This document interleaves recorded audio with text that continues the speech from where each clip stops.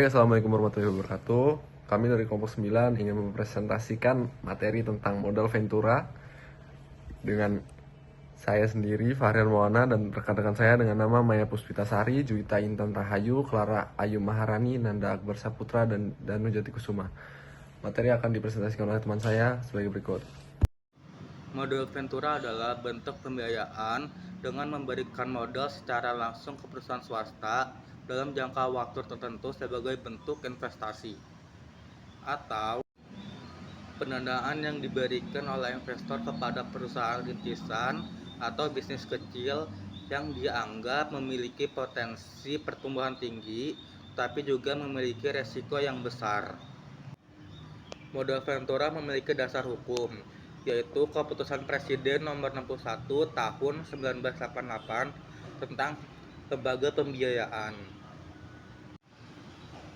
Modal Ventura juga memiliki prinsip, yaitu investasi pada menjelaskan dasar hukum dan prinsip modal Ventura. Yang pertama, dasar hukum.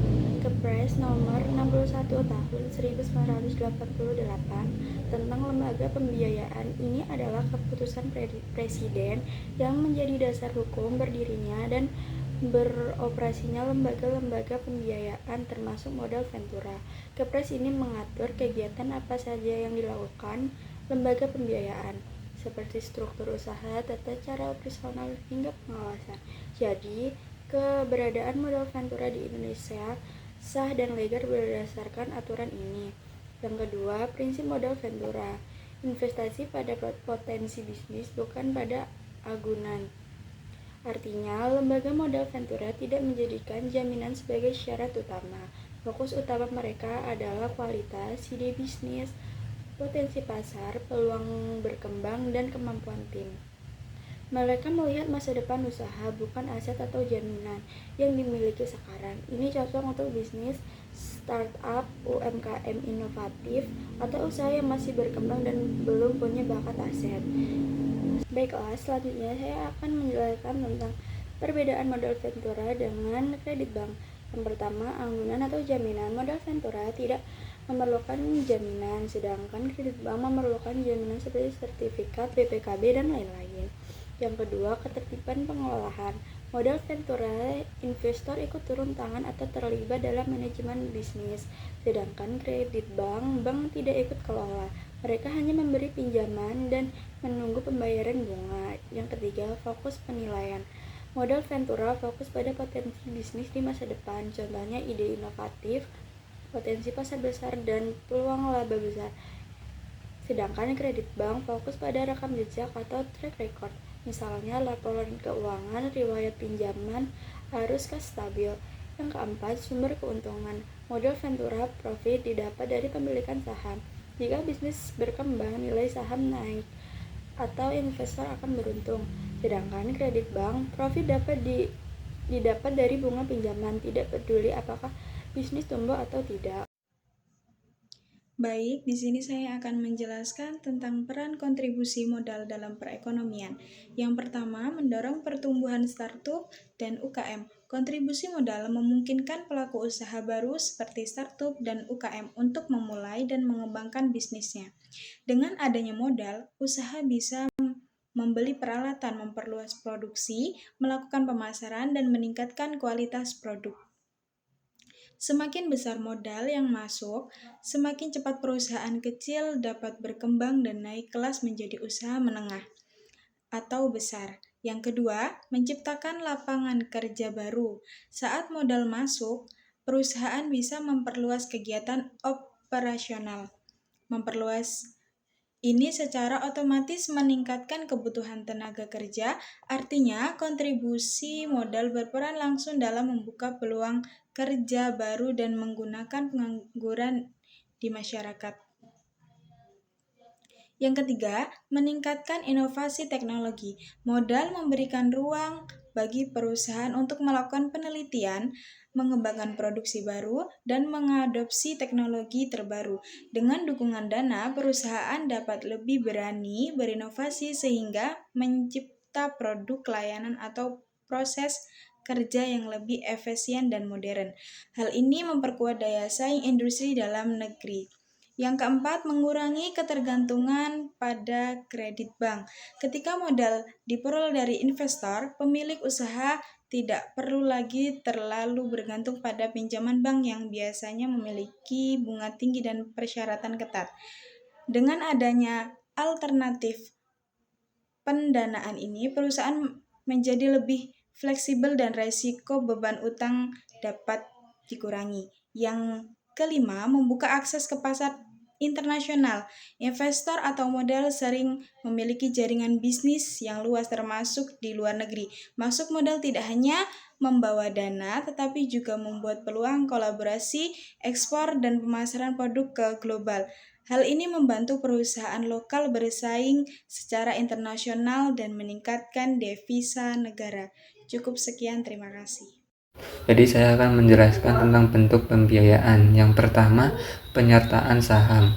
Ini adalah pembiayaan di mana investor membeli saham perusahaan dan menjadikan bagian dari kepemilikan. Tidak ada kewajiban pengembalian dana karena investor mendapat keuntungan melalui dividen.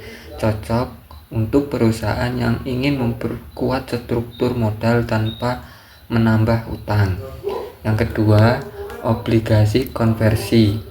Obligasi konversi merupakan surat utang yang dapat dikonversi menjadi saham. Awalnya berbentuk pinjaman, namun bisa berubah menjadi kepemilikan. Jadi, memberikan fleksibilitas bagi perusahaan dan investor, terutama saat perusahaan belum siap melepas saham secara langsung. Yang ketiga, pembiayaan surat utang. Pembiayaan surat utang ini berbentuk pinjaman dengan syarat khusus seperti tenor, bunga, atau jaminan tertentu. Perusahaan wajib mengembalikan pokok dan bunga sesuai kesepakatan.